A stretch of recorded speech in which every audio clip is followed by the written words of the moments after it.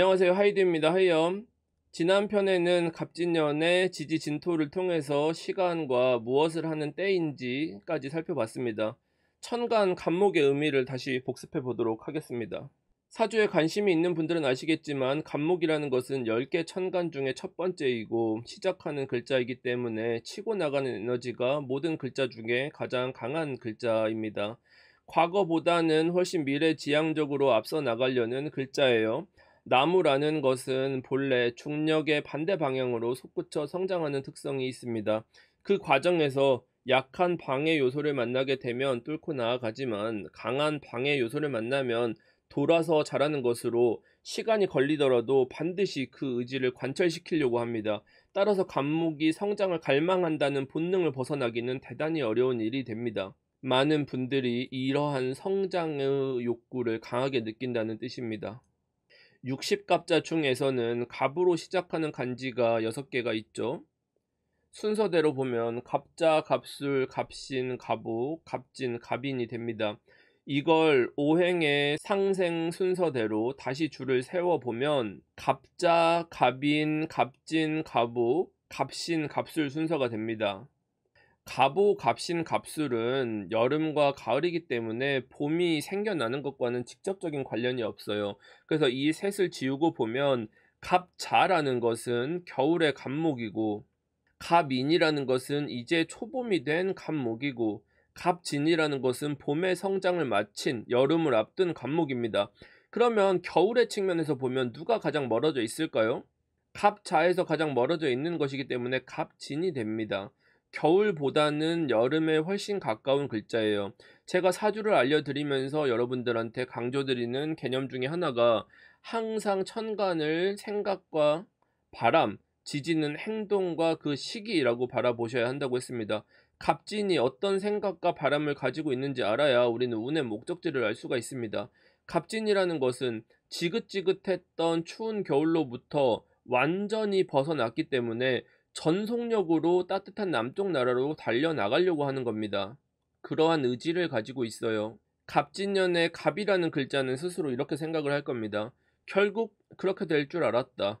문제가 생길 것 같은 일들은 늘 일어난다. 그것은 나를 피곤하게 하고 힘들게 하는 문제점이니 나는 과거로부터 더 이상 얻을 게 없다. 나는 과거로부터 확장해서 거기서 살고 싶지 않다.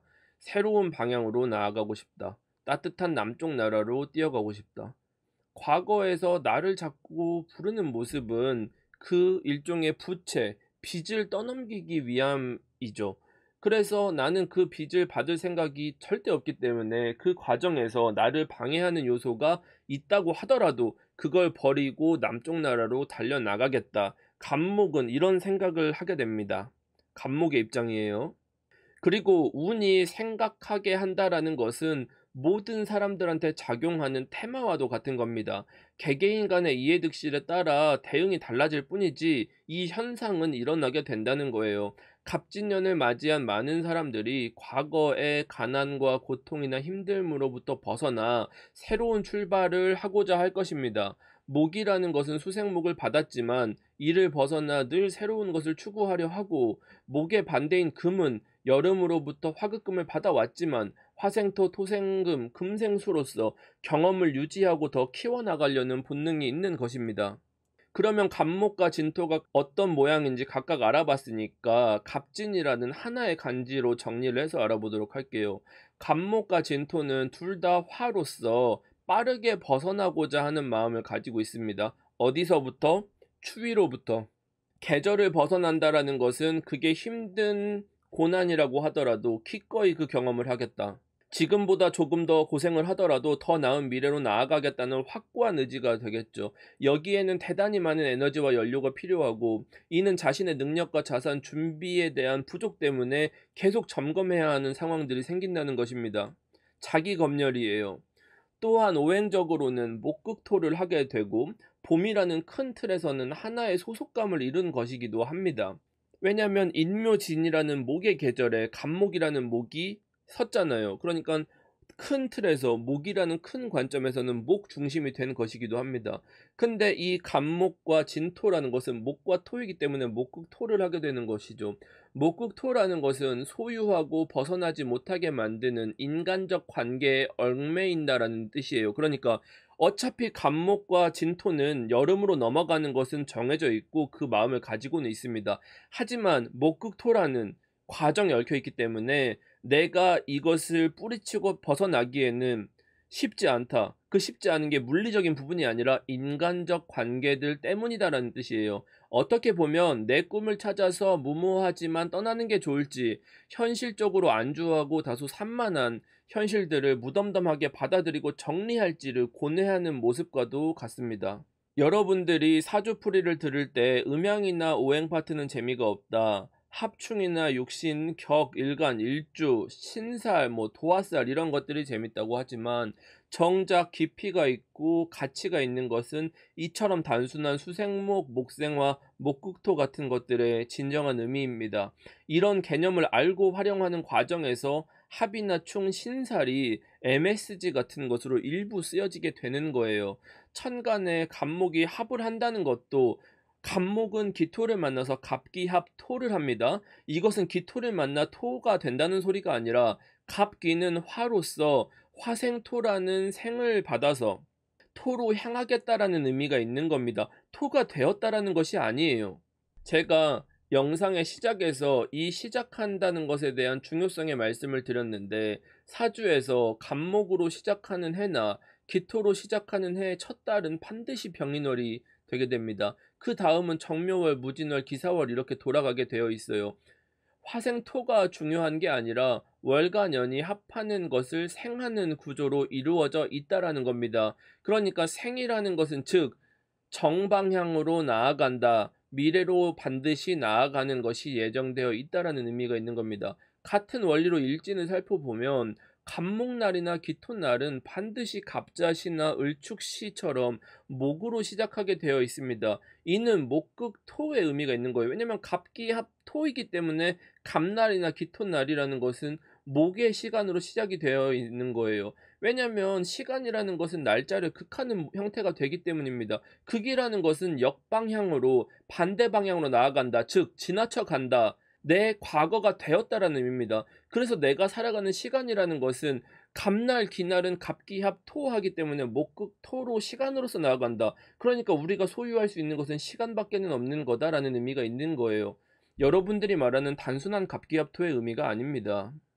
모든 사람은 하루 24시간을 자기 마음대로 보낼 수 있지만 이 시간의 제약 때문에 무한한 자유를 누릴 수 없기도 합니다. 시간에 붙들려서 떠날 수 없는 구속된 존재라는 의미가 되겠죠.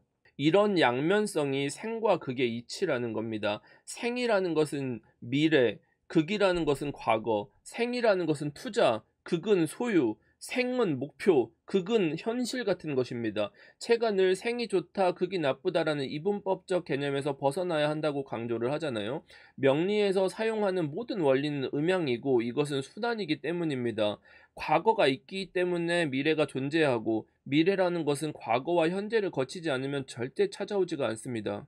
그러면 여러분들이 이 갑진년을 통해서 무엇을 만드는 게 가장 좋은 것인가? 자신이 재능이나 역량이 충분해서 뛰쳐나갈 수 있다면 단기 승부로서 전력 질주를 하는 것은 괜찮습니다. 다만 자기가 생각한 것보다 에너지가 급격하게 고갈될 거예요. 이는 낙관 하던 상황보다는 훨씬 위험천만하다는 뜻이 됩니다. 이 맥락에서 벗어나지 않는 형태로 여러분 주변에 있는 모든 것들을 해석해 보세요.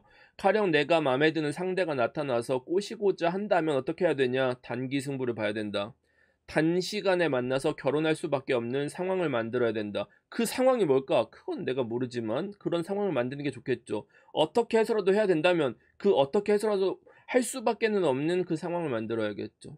근데 이게 장기전이 된다면 소유를 말할 수가 없는 겁니다. 올해 결혼을 하고자 한다면, 올해가 아니더라도 내가 반드시 결혼을 하고자 한다면 상대방은 나를 방해하는 이 현실적인 고민들을 말하게 될 것이기 때문에 질질 끌지 말고 디데이를 박아놔야 됩니다.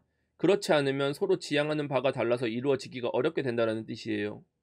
만약 이직이나 이동을 고려한다면 완전히 판을 엎고 새로운 출발을 한다라는 마음가짐으로 임해야 합니다. 과거로부터 이어져 온 것들보다 새롭게 나아가는 방향이 먹을 게 많을 겁니다. 갑진년은 결국에 그 시기의 차이가 있을 뿐 모두가 치열하게 경쟁하더라도 내가 몸이 불살라지더라도 성장할 수 있는 화의 기운을 향해 달려나가게 만들게 될 겁니다. 안전하게 가고 싶다면 현재 자기가 머문 곳을 다지고 사람 정리, 주변 정리, 업무 정리를 해나가면서 에너지를 아끼고 효율성을 높여야 됩니다. 만약 자신의 역량이 뛰어나고 단기 승부를 벌일 정도의 준비가 되어 있다면 미리 달려나가서 선점을 하는 것도 방법이 될 것입니다. 물론 미리 선점한다라는 것은 대단히 많은 부작용을 안고 갈 건데 그 부작용보다도 얻는 것이 훨씬 많을 것이기 때문에 그렇게 달려나가라는 겁니다. 앞서서 화로 나아간다면 얻을 수 있는 건 경험과 경력, 선점인 것이고 잠시 머물러서 실력을 다진다면 얻을 수 있는 것은 앞으로 함께 해 나갈 내 주변 사람들과 동료, 내 아이템들, 전공이나 직무 같은 어떤 전문성, 나의 자격증 같은 것들을 얻을 수가 있는 거예요. 뭐가 더 나을지는 여러분들이 계산을 해보셔야 됩니다. 저한테 만약에 누가 물어본다면 제가 올해 무엇을 남길 것인가 고민을 해본다면 저는 제 주변에 있는 사람들한테 제 모든 것을 투자해서 그 사람들을 키워나가고 곁에 남길 수 있는 선택지들을 위해서 움직일 것 같아요. 왜냐하면 갑진년의 투자가 짧게는 3년, 길게는 5년, 10년 그 이상 함께 해나갈 무언가를 만들 교두보가 되기 때문입니다. 그렇기 때문에 저는 이 사람에 대한 투자를 굉장히 집중해서 노력을 할 거예요. 이런 세부적인 내용들은 제가 갑진년 다음 영상을 통해서 개인별로 맞춤 전략을 어떻게 해야 되는지 짜드리도록 하겠습니다. 자, 오늘은 여기까지 갑진년의 목적지와 방향성을 살펴봤습니다. 오랜만에 방송을 해서 하고 싶은 말들을 하다 보니까 난이도가 조금 높아진 것 같기는 해요. 근데 또 여러분들이 자꾸 어렵게 이 정도는 이해할 수 있다라고 하다 보니까 조금 높여나가도 되는지 뭐 이건 잘 모르겠지만 다음 영상에서는 여러분들이 좋아하는 연애라든지 취업, 이직이나 뭐 이런 소소한 라이트한 주제들도 다뤄보도록 하겠습니다. 갑진년 큰 틀에 대해서 오늘 그려드린 그림 가지고 자유롭게 활용을 해보시면 올해를 살아가면서 여러모로 도움이 되실 겁니다. 영상 재밌게 보셨다면 복채는 구독과 좋아요, 댓글로 받도록 하겠습니다. 다음 시간에 만나요. 빠이염.